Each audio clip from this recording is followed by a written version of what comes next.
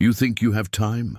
That's the most dangerous illusion of our era. You look at the news about artificial intelligence, see impressive demonstrations, maybe even use some of the tools in your daily work. You think, this is interesting, I'll need to adapt eventually. But I have a few years ahead of me. Maybe you've even started an online course, learned a new skill, prepared a plan B for when automation arrives in your field. Let me be brutally honest with you. You are dramatically underestimating the speed of what is happening. We're not talking about years. In many cases, we're talking about months. The replacement will not happen gradually and predictably like previous technological revolutions. It will happen suddenly in accelerating waves that will catch most people completely unprepared. And when I say the world will collapse, I'm not being dramatic or hyperbolic.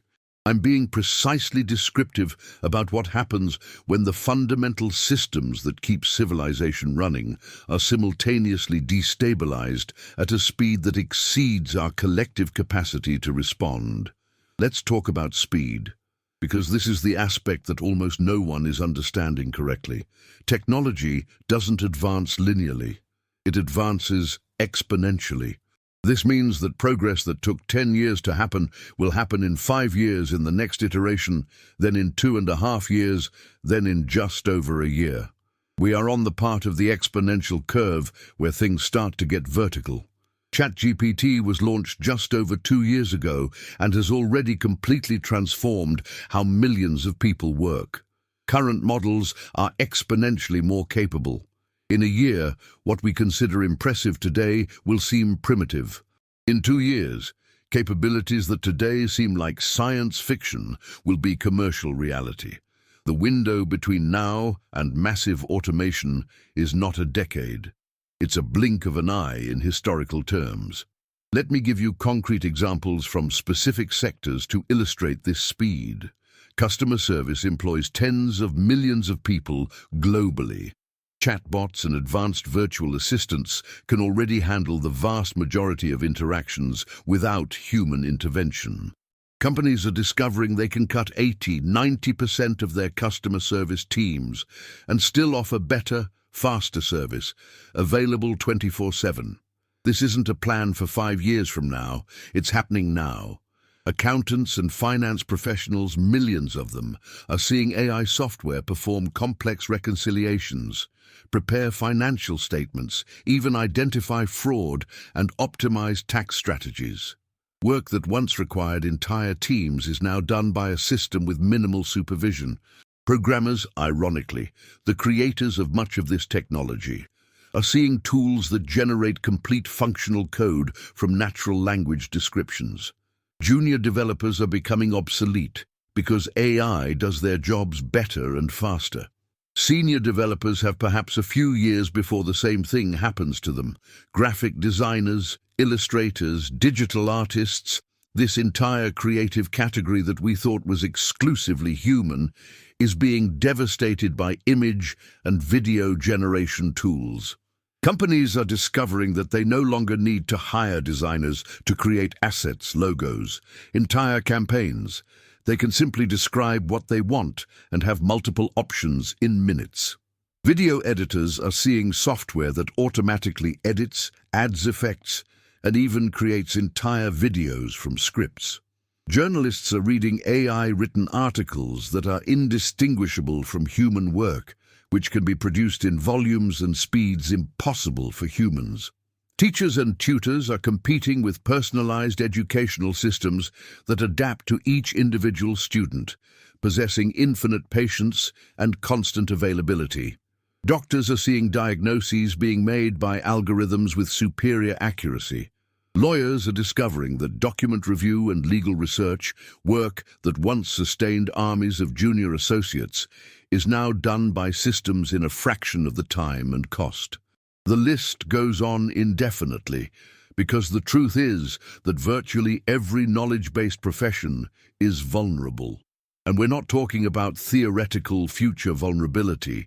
We're talking about companies implementing these solutions now, layoffs happening now, positions not being filled now because they've already been automated. The speed of this is accelerating because there's a positive feedback effect. Every company that successfully automates creates enormous competitive pressure for others to do the same. If your competitor cut labor costs by 70% through automation, they can charge less, invest more in marketing, and dominate the market. You have no choice but to automate too or be forced out of business. So automation generates more automation at an ever-increasing rate. And here's where we get to the collapse part, because what happens when you replace human labor on a massive scale at a speed that exceeds any previous economic transition? The entire system begins to enter systemic failure. Our global economy is a complex, interconnected system built on fundamental assumptions. One of the most basic is that most people have jobs that provide income which they use to consume. When you break that circuit at enough points simultaneously, destructive feedback loops begin to dominate. People without income cannot consume. Businesses that depend on consumers begin to fail. This creates more unemployment. More unemployment means less consumption. It's a self-accelerating downward spiral. And we're talking about unprecedented scale, not 10 or 20% unemployment. Potentially 40, 50% or more in a relatively short period. Global financial systems were not designed to absorb this type of shock. Banks have vast portfolios of consumer loans, mortgages, student debt, and credit cards. When tens of millions of people simultaneously stop making payments because they have no income, banks enter a liquidity crisis. They stop lending.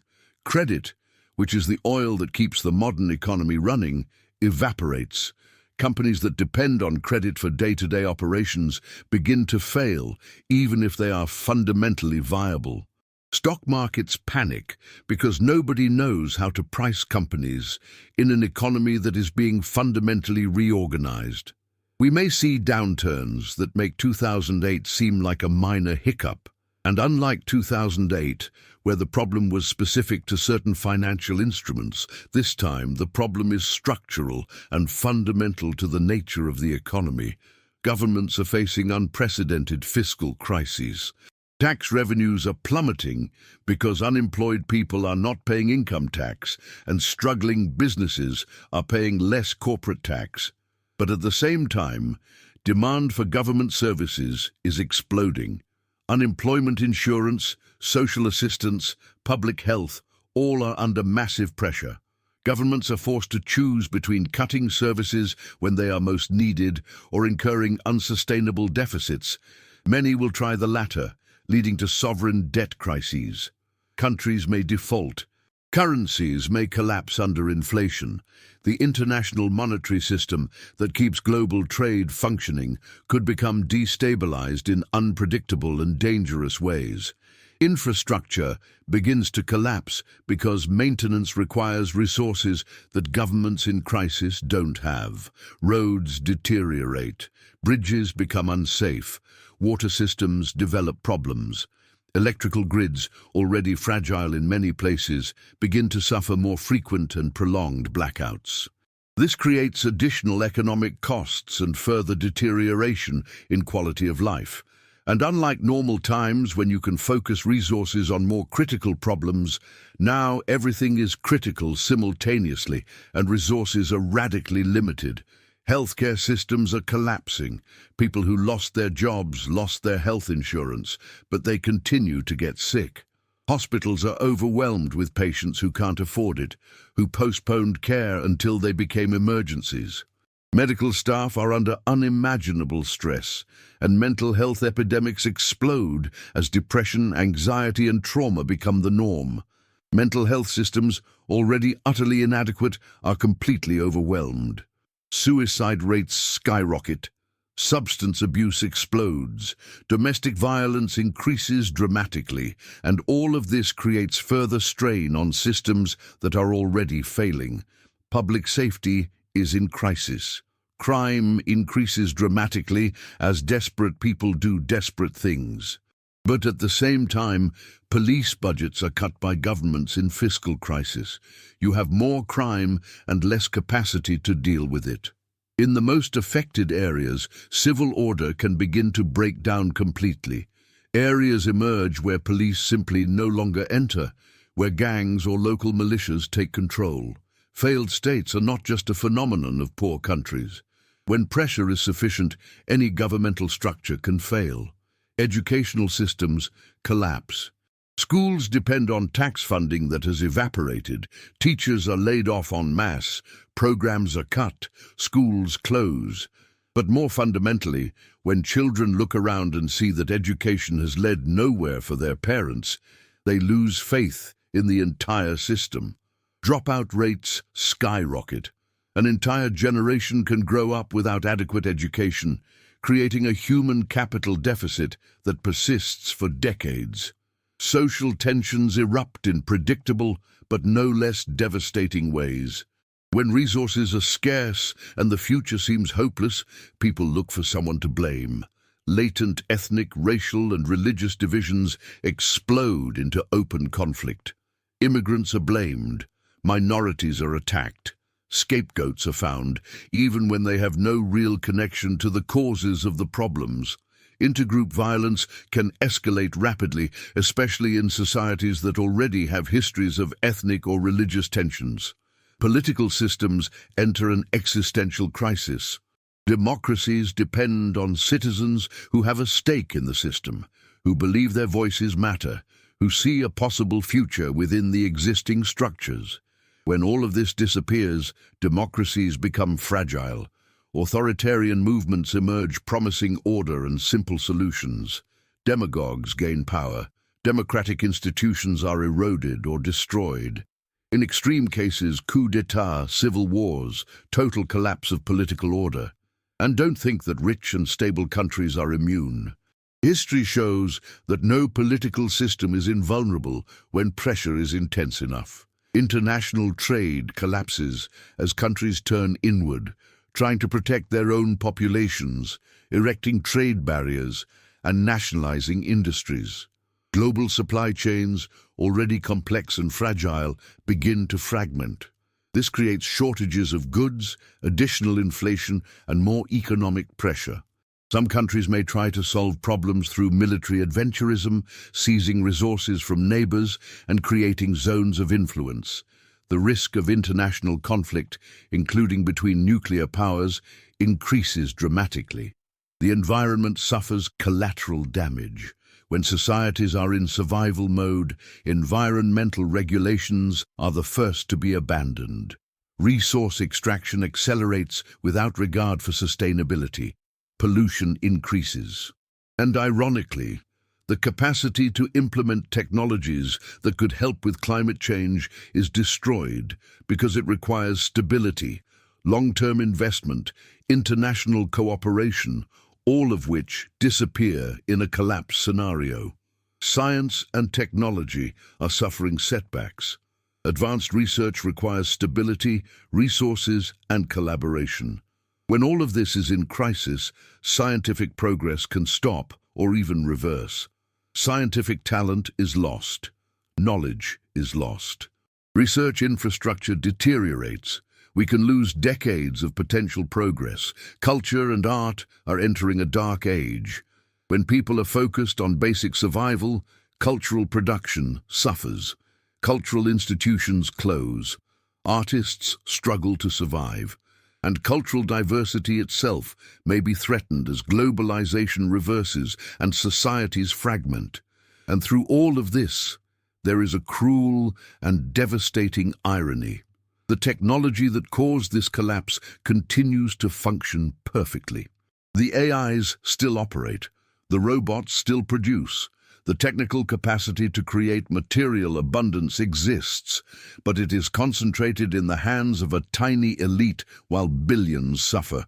This divergence between technical capacity and social reality is perhaps the most psychologically devastating aspect of the whole situation. It is not natural scarcity. It is scarcity created by our inability to distribute the benefits of technology in a way that keeps society functioning. A small elite that controls technology can isolate itself temporarily, living in protected enclaves, using robots and AI to meet all needs. But eventually, even they will discover that they cannot exist as islands of prosperity in an ocean of chaos. Security has limits. Walls only protect up to a certain point, and the entire civilization needed to keep advanced technology functioning requires a stable social base that simply will no longer exist. The collapse I describe is not only possible, it is probable in the absence of massive coordinated action that simply isn't happening. We are not implementing necessary safety nets. We are not redesigning economic systems. We are not having the difficult conversations about how to distribute the benefits of automation. We are not preparing populations for the transition. We are letting the market dictate the terms, and the market doesn't care about social stability. It optimizes for efficiency and profit, not for human well-being or the preservation of civilized order. Some will argue that I am being overly pessimistic, that humans have always found solutions. But history is also full of examples of civilizations that collapsed, of transitions that were deeply traumatic, of prolonged periods of suffering. There is no natural law that guarantees a happy ending. And unlike past crises, this one is global, simultaneous, and happening at an unprecedented speed. There is nowhere to run. There is no time for gradual adaptation. There are no historical models to guide us. Speed is what makes everything particularly dangerous. If this transition happened over 50 years, society could absorb the shock, adapt, evolve. But we are compressing it into a much shorter period. And social systems have speed limits. You can't retrain an entire population in 2 years. You can't redesign the economy in 5 years. You can't transform culture and values in a decade. But technology doesn't wait. It keeps accelerating, creating an ever-widening gap between technical reality and society's capacity to deal with it. The speed of replacement also means that the few traditional escape valves simply won't work this time. Historically, when a sector went into decline, workers could move to growing sectors.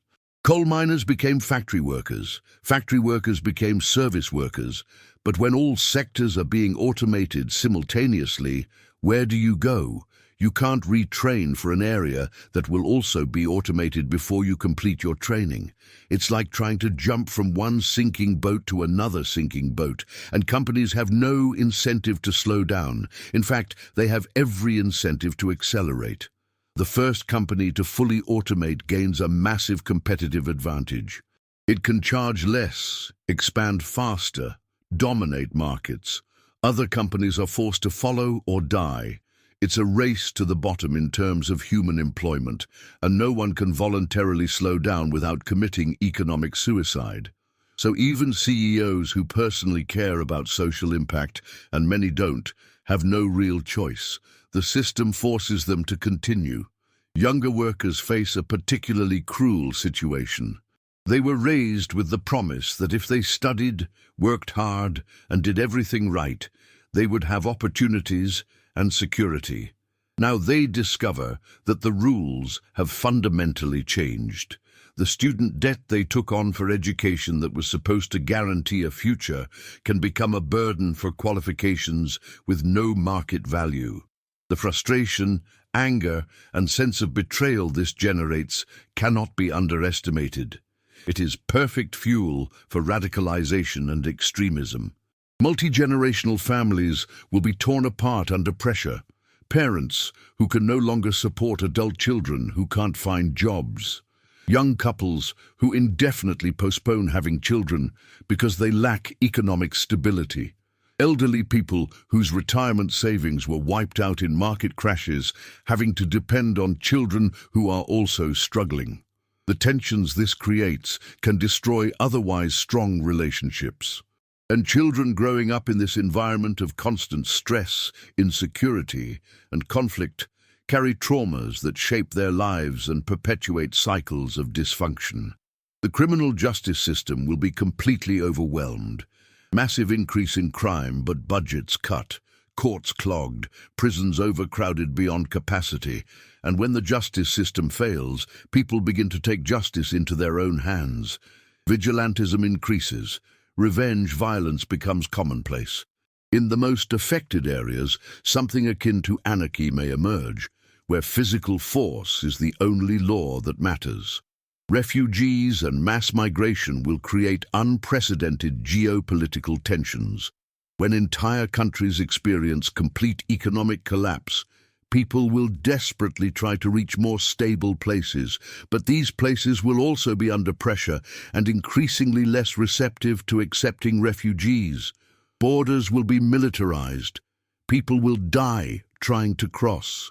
And tensions between countries trying to push refugees out and countries trying to keep them out could escalate into actual military conflicts. Clean water and food security, things that developed countries have long taken for granted, can become serious issues. Water treatment systems require maintenance and energy. Food supply chains are complex and fragile. When infrastructure fails, when trade is disrupted, when systems collapse, even the most basic needs can be compromised. And competition for essential resources has historically led to violence on all scales. The very nature of money and value can be in crisis. When economies collapse, when governments fail, confidence in fiat currencies can evaporate. Hyperinflation can render entire savings worthless overnight. People may revert to bartering or create alternative local currencies. The global financial system that enables international trade and investment can fragment into disconnected regional or local systems. This would be a setback of decades or centuries in terms of global economic integration. Entire industries will simply cease to exist in their current forms, not just transformed, but eliminated. Tourism, hospitality, live entertainment, all industries that depend on people having discretionary income and a desire to spend, may shrink to fractions of their current size. Cities that depend economically on these industries may become ghost towns. Massive investments in tourism infrastructure, hotels, convention centers, stadiums, may become decaying white elephants. Paradoxically, technology may become less accessible to ordinary people. When you don't have income, you can't afford smartphones, internet, streaming services, all the things we currently take for granted. There may be a new form of digital divide where the elite have access to more advanced technology, while the masses are forced to live with obsolete technology or no technology at all. This creates increasingly unequal societies where the life experiences of different classes are so divergent that they almost live in different worlds. Public health will face crises beyond access issues. Chronic stress, malnutrition, deteriorating living conditions, all of these create the perfect environment for infectious diseases. We may see a resurgence of diseases we thought were under control, and the capacity to respond to new pandemics will be drastically reduced when health systems are already overburdened and resources are scarce. COVID was a stress test for global health systems, and many failed. Imagine a similar pandemic hitting when systems are already collapsing. Language and communication can become fragmented. When societies fragment, when groups isolate themselves, regional dialects can diverge. Without unifying educational institutions, without shared media, without common experiences, people of the same language may begin to have difficulty understanding each other. And communication between different groups can become fraught with suspicion and misunderstanding, exacerbating existing tensions. Purpose and meaning in life, philosophical questions that are normally luxuries for people whose basic needs are met, will become acute existential crises for billions. When work, which traditionally provided purpose, identity, and structure, disappears without adequate replacement, people are left lost. The aforementioned rates of depression and suicide are merely symptoms of a deeper crisis of meaning. Traditional religions may see a resurgence as people seek answers to suffering and meaning amidst the chaos. Or there may be an emergence of new movements, some possibly destructive or apocalyptic in nature. Tech elites may attempt technical solutions to social problems they have created, but these solutions are likely to be inadequate or ill-conceived. Universal basic income implemented hastily without proper thought about value, distribution, or social follow-up may create new problems while failing to solve old ones. Attempts to use more AI to manage a collapsing society may lead to Orwellian control systems that sacrifice freedom in the name of order, and technocratic solutions imposed from above often ignore the cultural, social, and psychological realities that determine whether something actually works. Historical memory and lessons from the past can be lost. When educational institutions collapse, when libraries and museums close, when intergenerational transmission of knowledge is interrupted, societies can literally forget important lessons they have learned. Historical mistakes can be repeated because no one remembers why certain things are bad ideas. This can create cycles of destruction and reconstruction that could be avoided. The very legal and rights framework that we consider fundamental can be eroded. When governments are desperate, when order is at stake, civil rights and freedoms are often the first to be sacrificed. States of emergency can become permanent.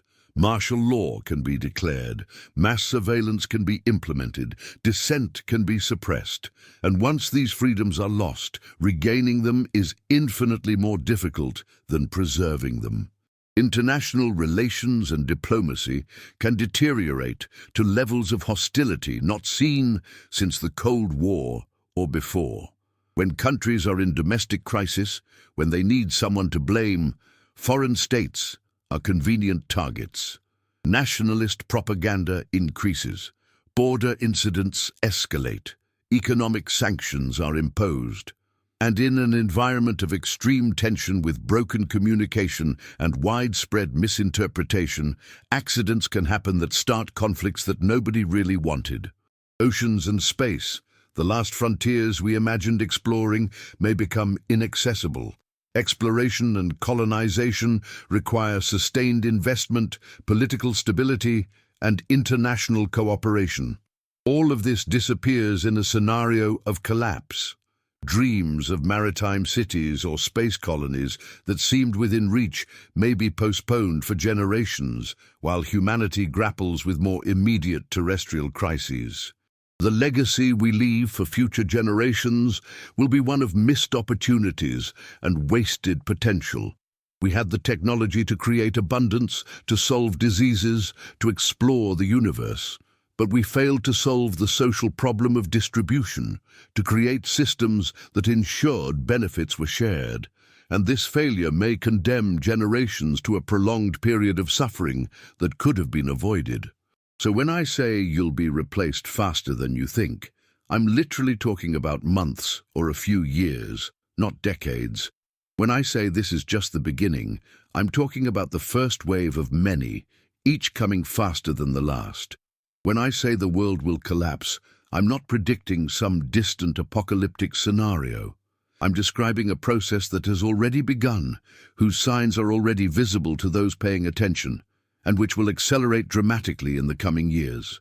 The next few decades will likely be the most turbulent and transformative in human history, not because it was inevitable, but because we collectively failed to prepare, to plan, to act with the seriousness and urgency that the situation demanded.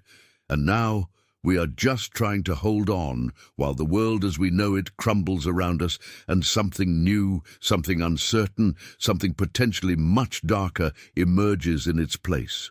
The question is no longer whether it will happen, but how bad it will be and whether we will eventually be able to build something better from the rubble.